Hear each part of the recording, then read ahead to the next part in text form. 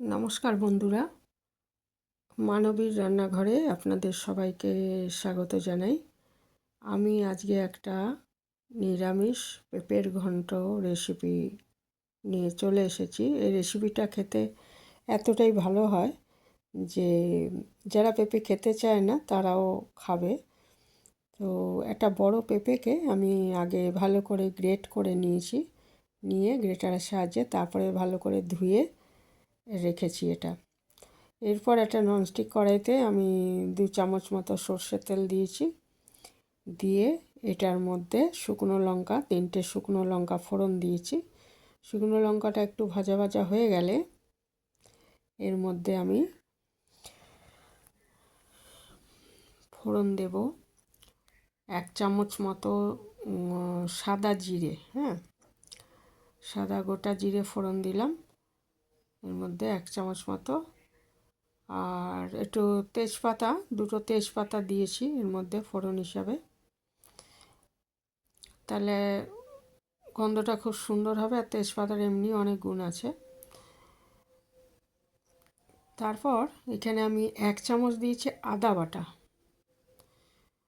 আদাটা গ্রেট করেও দিতে পারেন। আদাটা ভালো মতো ভাজা হয়ে গেলে, মানে কাঁচা গন্ধটা চলে যেতে হবে, হয়ে গেলে তারপরে এর মধ্যে আমি একটু গুঁড়ো মশলা দিয়ে দিচ্ছি, একটু হলুদ দিয়ে দিলাম, আর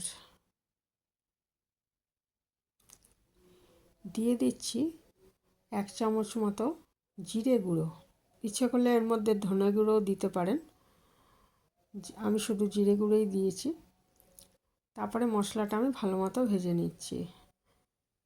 এর মধ্যে এরপরে একটু 1 চামচ মতো কাশ্মীরি লঙ্কার গুঁড়ো দিয়ে দেবো। এই লঙ্কাটা রঙের জন্য দিচ্ছি, এটা ঝাল হয় না। আর এর মধ্যে আমি কাঁচা লঙ্কা দেব, কাঁচা লঙ্কার ঝালটাই মেন আসবে এর মধ্যে। 3টে কাঁচা লঙ্কা দিয়ে দিচ্ছি, চিড়ে দিয়েছি লঙ্কাগুলো যাতে ঝালটা মিশে যায় ঘন্টটার মধ্যে। তারপর গ্রেট করে রাখা পেঁপেগুলো আমি এর মধ্যে দিয়ে দিচ্ছি,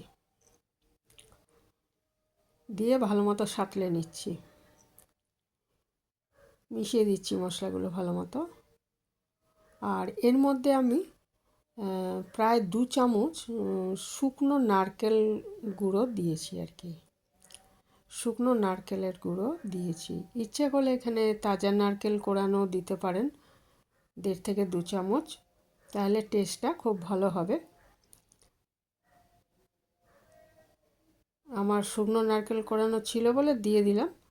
আর দিয়ে দিলাম ছোট চামচের 1/2 চামচ মতো মিষ্টি। মিষ্টিটা নিজের পছন্দ মতো দেবেন, ইচ্ছে করলে আর একটু মিষ্টি দিতে পারেন। নিরামিষ রান্নায় সামান্য মিষ্টি দিলে স্বাদ বেড়ে যায়। এবারে ওই নারকেল কড়া চিনি দেওয়ার পর ওটা ভালো মতো ইয়ে করে দিচ্ছি আর কি, মিশিয়ে দিচ্ছে। এখানে আরেকটু নারকেল কোড়া দিয়ে দিলাম, শুকনো নারকেল কোড়া আর কি।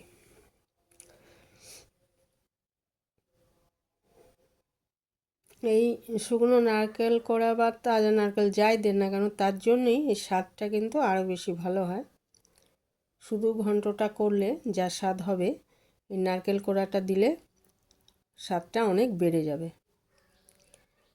এবারে এটা ভালো মতো সব আমি ইয়ে করে নিচ্ছি। এই সময় খুব সামান্য জল দিয়ে দিতে পারেন, কারণ পেঁপেটা সেদ্ধ হতে হবে। ঢাকা দিলে এমনি জল বেরিয়ে যাবে, তবু যাতে লেগে না যায় সেই জন্য, আর মিডিয়াম আঁচে রান্নাটা করতে হবে, সেই জন্য সামান্য আমি জল দিয়েছি, জল দেওয়াটা দেখানো হয়নি। দিয়ে ঢাকা দিয়ে 10-12 মিনিট রান্না করতে হবে।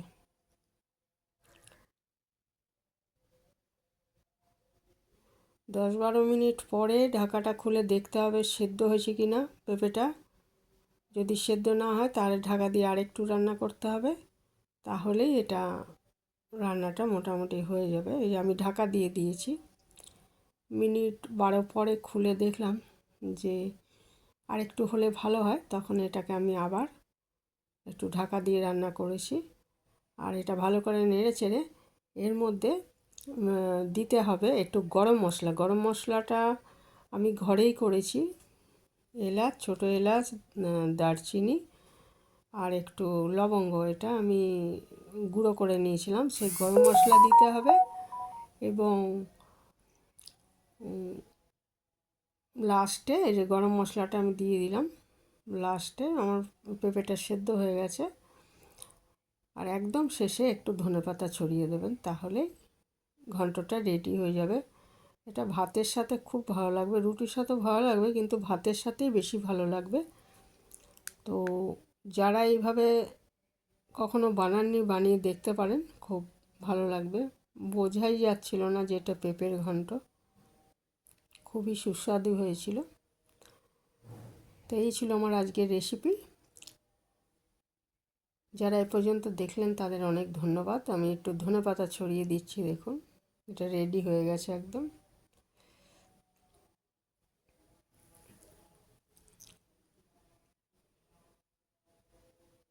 একটু নেড়ে চেড়ে শুকনো করে নিলেই ব্যাস, এটা রেডি। একদমই শুকনো শুকনো হবে এটা।